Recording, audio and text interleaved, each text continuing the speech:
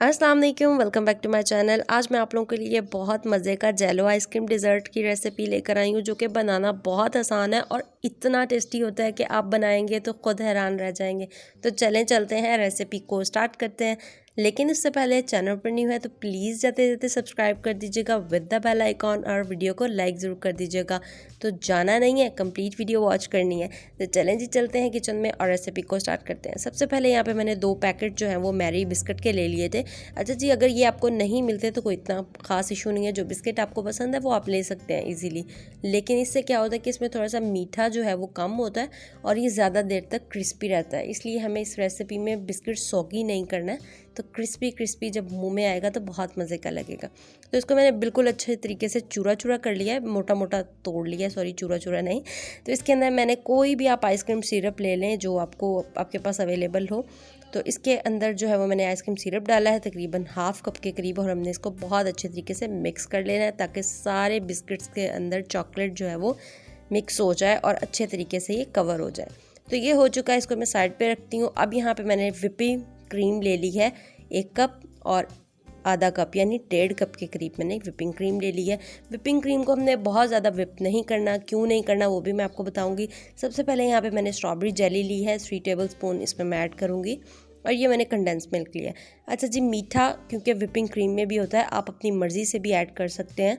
और जो whipping cream मेरे पास थी उसमें थोड़ा सा मुझे मीठा कम लग रहा था, इसलिए मैंने ऐड किया। आप कंडेंस मिल्क स्किप कर दें, या फिर आप जो है वो इसको कम क्वांटिटी में ऐड कर लें। तो ये अच्छे तरीके से हमने मिक्स कर लिया है, प्यारा सा पिंक सा इस पर कलर आ गया है।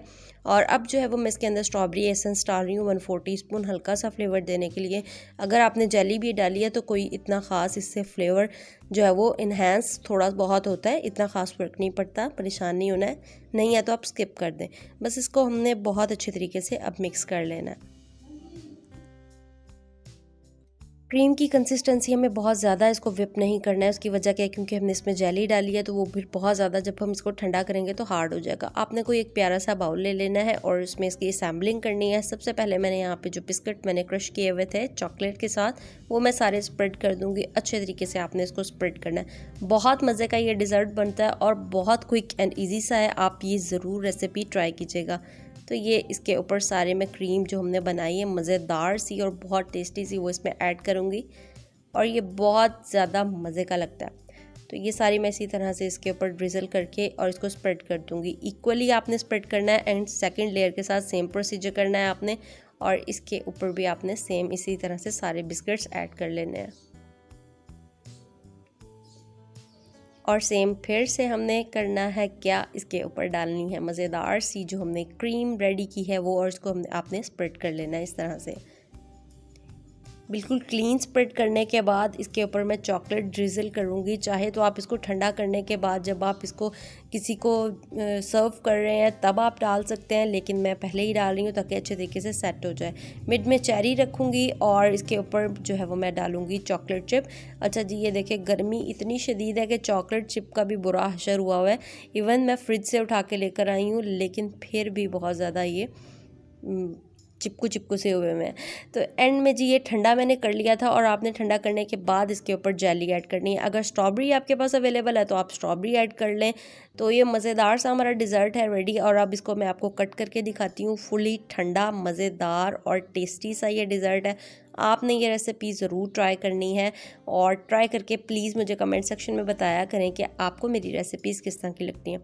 अभी भी जितना प्रॉपरली ठंडा मुझे चाहिए था उतना नहीं हुआ, बहुत ज़्यादा शदीद गर्मी है, और रेफ्रिजरेटर भी जवाब दे चुके हैं, यानी फ्रिज में भी ये तकरीबन इसको मैंने रखा था 3 से 4 घंटे के लिए, लेकिन ये उतना प्रॉपरली ठंडा नहीं हुआ।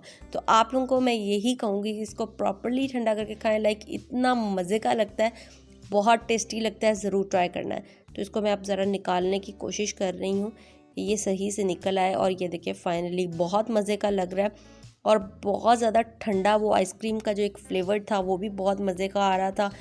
और इसके अंदर जो मैंने बिस्किट्स ऐड किए हैं चॉकलेट के साथ, वो ठंडे होके बहुत मज़े के और बहुत क्रंची क्रंची सा इसका फ्लेवर है।